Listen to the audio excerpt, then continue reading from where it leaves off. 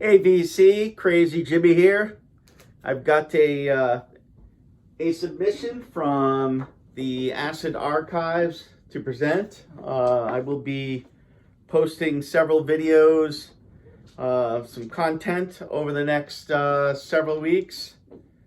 Getting back into the game. It's been a little while. Of course, been collecting records for 40 plus years, but haven't been creating too much content these days due to work and just being really busy. But definitely wanted to get this, get back online here and share what I've got. I've been inspired by a lot of your videos, constantly watching Dom from Seeking a Thread, Psych Derek, and several others. So really wanted to get going with this. So this is going to be this Acid Archive book and the new segment that I think Dom presented and kind of challenged everyone to jump on. Really inspired me to get back in the game here.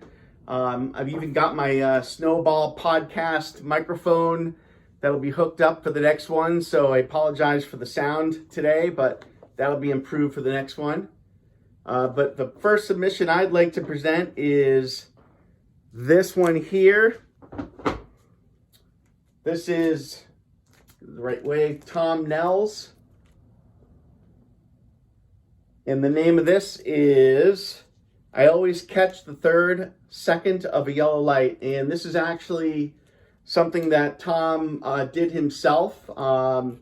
He pretty much recorded this with his friends while he was in high school at the age of 17. And he had a couple high school friends with him. And what's really notable about this is the engineer on this album is none other than Paul Stark. Paul Stark is the founder of Twin Tone Records, which you're probably familiar with if you're a Replacements fan, among others. But Paul Stark was involved with this. But Tom and his high school friends pretty much created this. And let me tell you, it's absolutely fantastic. It's completely DIY. And let me just read the submission and the archives for you first, and then I'll give you my opinion on it and show it to you. So, submissions on page 234.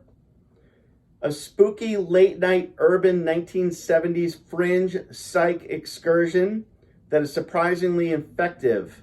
It covers a lot of bases, but all of them moody and introspective, like eerie dreams rising to the surface.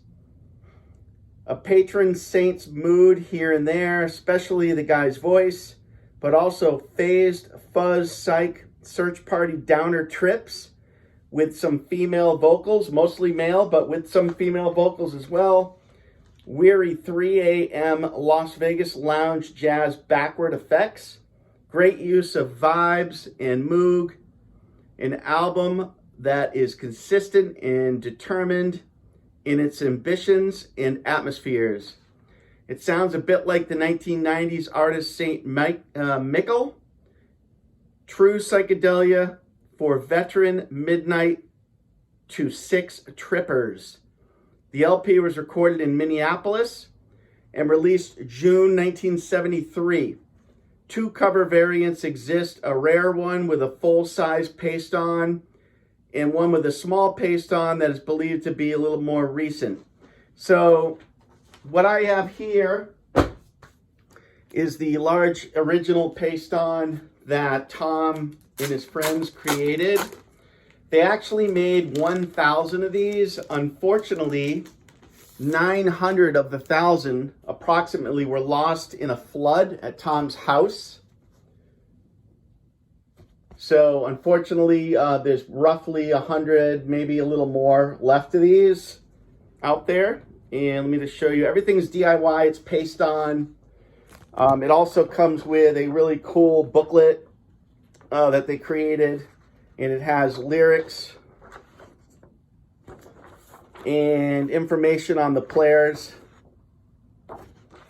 And then the vinyl itself, probably about like 120 gram. It's really thin. It reminds me of those Dynaflex records. It's kind of flimsy. So you got to be careful with it. But man, does it sound great. Here's the label. Really a killer sounding record.